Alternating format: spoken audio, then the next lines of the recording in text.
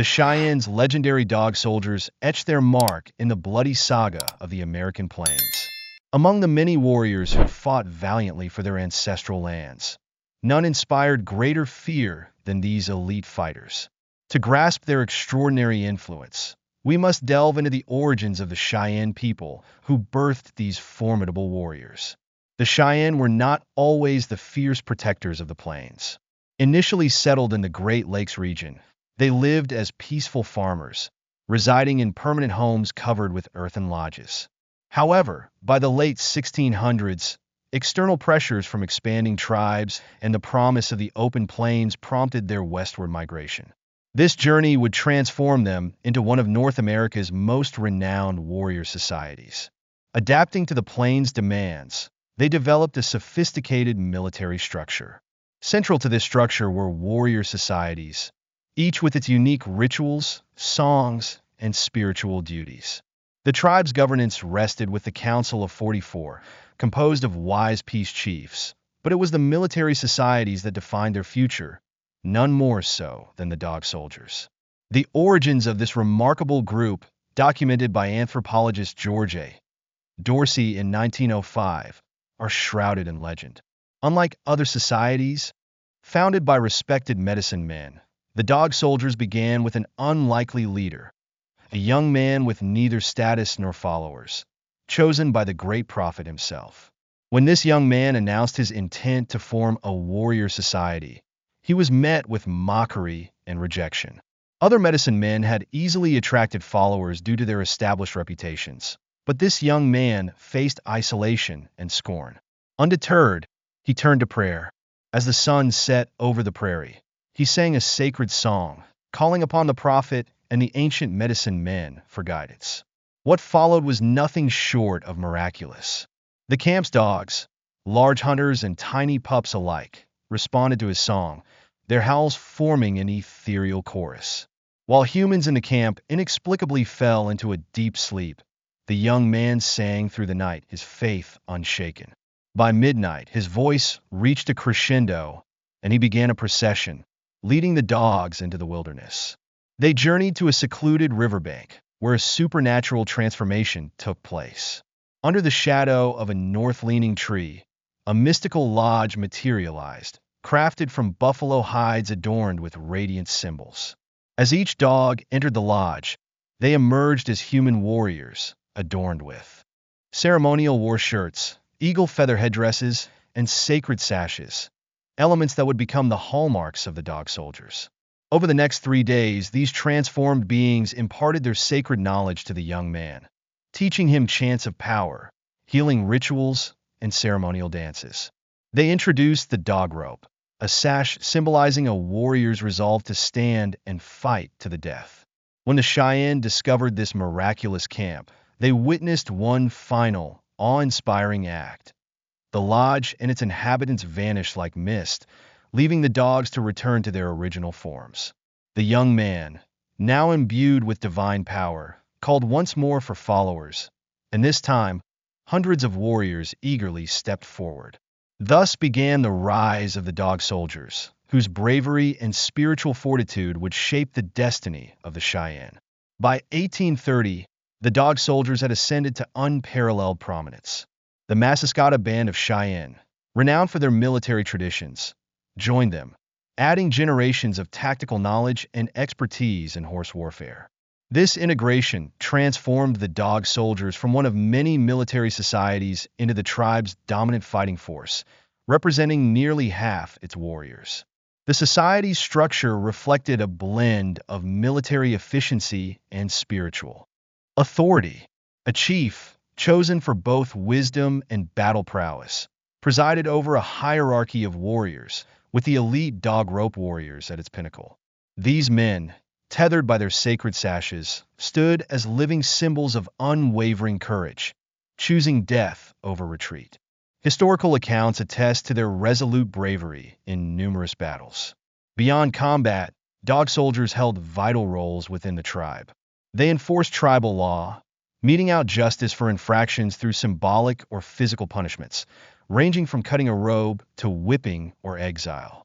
They also managed the buffalo hunt, ensuring order and success in the tribe's primary source of sustenance.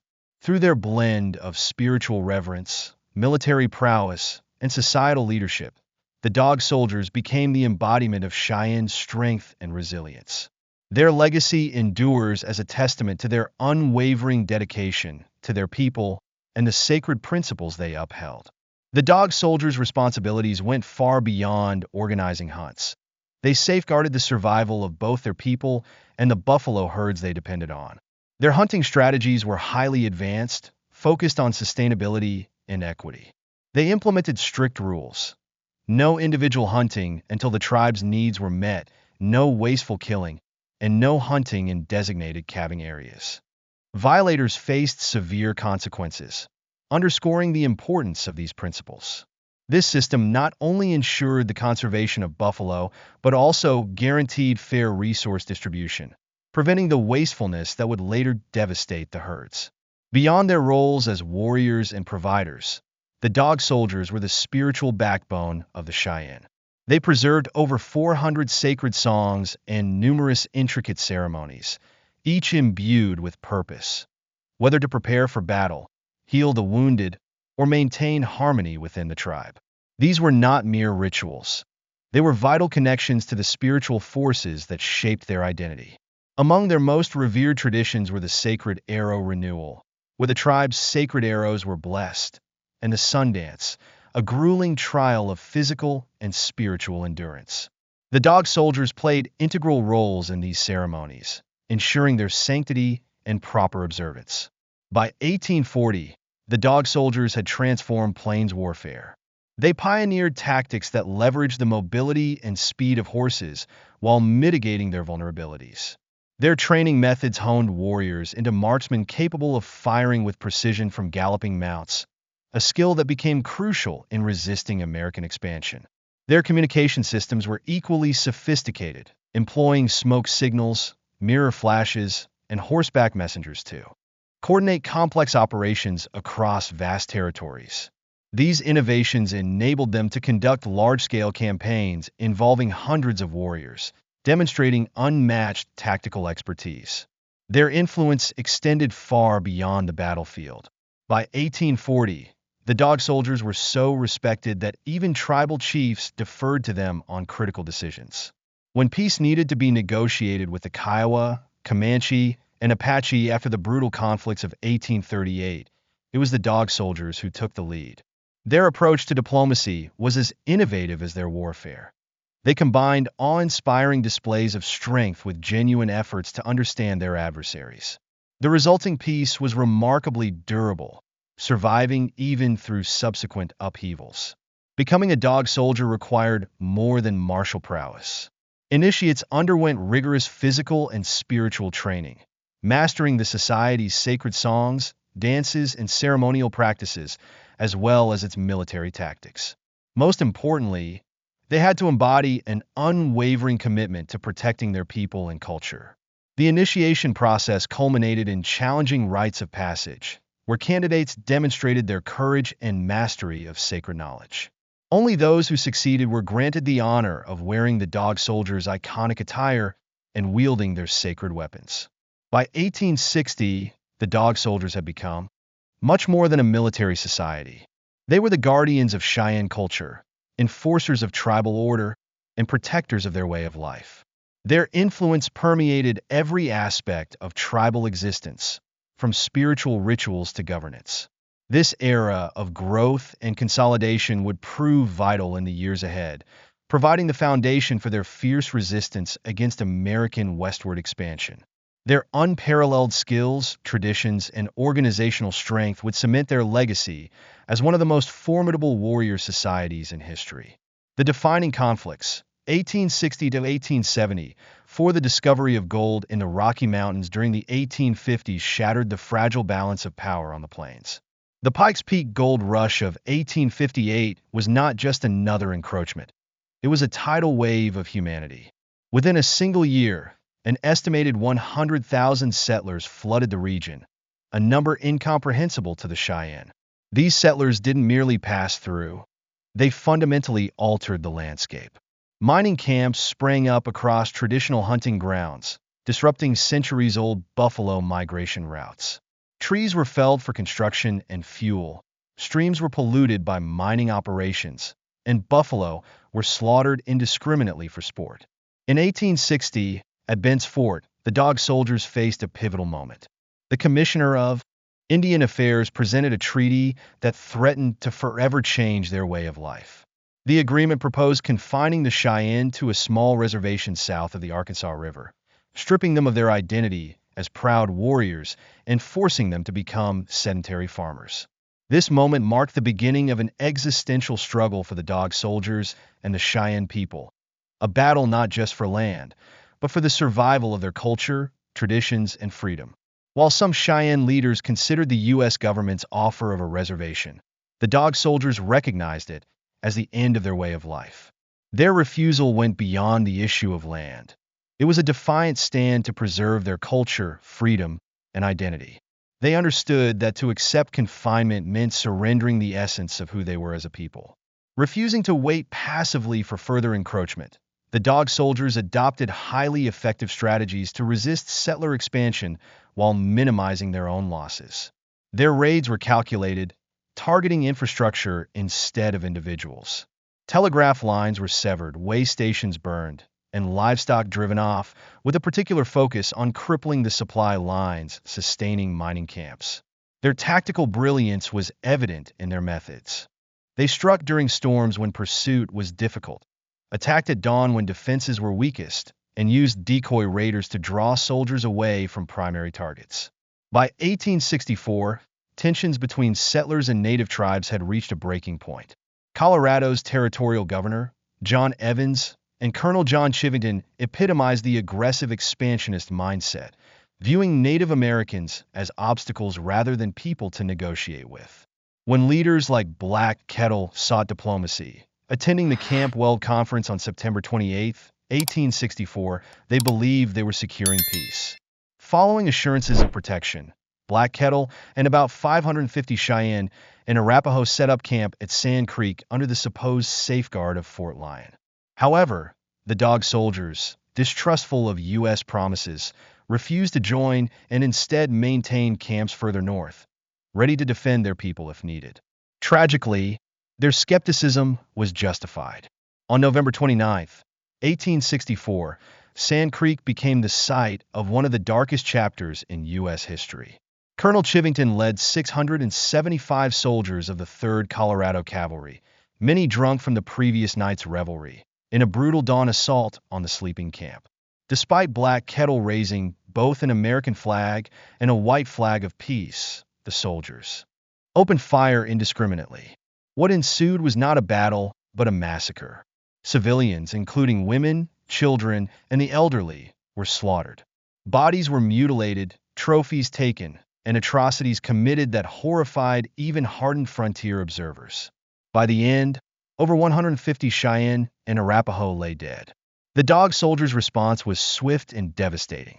They united with other warrior societies and allied tribes to launch a campaign of vengeance that turned the winter of 1864 to 1865 into one of the bloodiest on the plains. Their tactical acumen culminated in the Battle of Julesburg on January 7, 1865. This meticulously planned raid involved approximately 1,000 warriors, including Sioux and Arapaho allies. Using a small force to lure the fort's cavalry into pursuit, the main force struck with overwhelming precision, killing 14 soldiers and capturing vital supplies without significant losses. Following Julesburg, the Dog Soldiers led a coordinated campaign along the South Platte River Valley. Dividing their forces, they struck multiple targets simultaneously, destroying stagecoach stations, ranches, and telegraph lines while capturing herds of livestock. Their strategy of constant, dispersed attacks kept settlers on edge and made large-scale retaliation nearly impossible. By targeting critical infrastructure and avoiding unnecessary casualties, they prolonged their resistance and highlighted the settlers' vulnerabilities. However, their resistance faced new challenges with the technological advancements of the settlers. The Second Battle of Adobe Walls in June 1874 became a turning point. Approximately 700 warriors, led by Comanche chief Quanah Parker and medicine man Isatai, including dog soldiers at the forefront, launched an attack on a buffalo hunters camp in the Texas Panhandle. Isatai had promised spiritual protection against bullets, inspiring confidence among the warriors. But the hunters, armed with powerful Sharps .50 caliber rifles, inflicted devastating losses. The most demoralizing moment came when Hunter Billy Dixon made a legendary long-range shot, striking a warrior at an incredible distance of 1,538 yards. This singular feat shattered faith in Isatai's protective medicine. Despite multiple attempts, including night assaults and efforts to burn the camp, the warriors could not overcome the hunters' technological superiority. With reinforcements arriving, the native forces were forced to retreat, suffering heavy losses. The defeat at Adobe Walls marked a strategic turning point, underscoring the limitations of traditional tactics against advanced weaponry. The Dog Soldiers' final years were marked by their participation in the massive tribal alliance that achieved victory at the Battle of Little Bighorn in 1876. Yet this triumph was fleeting. The U.S. Army responded with relentless campaigns during the harsh winter that followed. General Ronald Mackenzie led a punitive expedition that targeted winter camps, devastating villages like Dull Knives along the Powder River in Wyoming. The destruction of food stores and lodges condemned many survivors to death by starvation and exposure. The U.S. government dealt its most crushing blow by forcing the Northern Cheyenne onto reservations in Indian Territory, present-day Oklahoma. The conditions were catastrophic. The harsh climate, unfamiliar environment, and insufficient rations led to rampant disease and starvation, decimating the population. The Dog Soldiers, once the proud defenders of their people, were powerless to stop the suffering. In 1878, facing annihilation, the Dog Soldiers joined the Northern Cheyennes' desperate attempt to escape the reservation and return to their homelands. Under leaders like Little Wolf and Dull Knife, they orchestrated a carefully planned breakout. Splitting into two groups, the Dog Soldiers shielded the fleeing women, children, and elderly, displaying their enduring commitment to their people. This final act of defiance underscored the Dog Soldiers' unwavering resolve to protect their culture, even in the face of insurmountable odds. Some of the Dog Soldiers joined Little Wolf's band, while Tanglehair aligned himself with Dull Knife's group. This division of forces, though strategically sound, marked the beginning of their final chapter. On September 17, 1878, Tanglehair's group showcased their undiminished prowess in a daring raid on cattle camps south of Fort Dodge, Kansas. They secured much-needed food supplies while suffering minimal losses. Just 10 days later, they proved their mettle once more in a battle against Colonel Lewis's troops. Employing classic Dog Soldier tactics, they inflicted a fatal wound on the colonel while losing only one warrior, skillfully disengaging before reinforcements could arrive. Their last major engagement occurred near Oberlin, Kansas, on September 30th, in a protracted running battle with volunteer militia.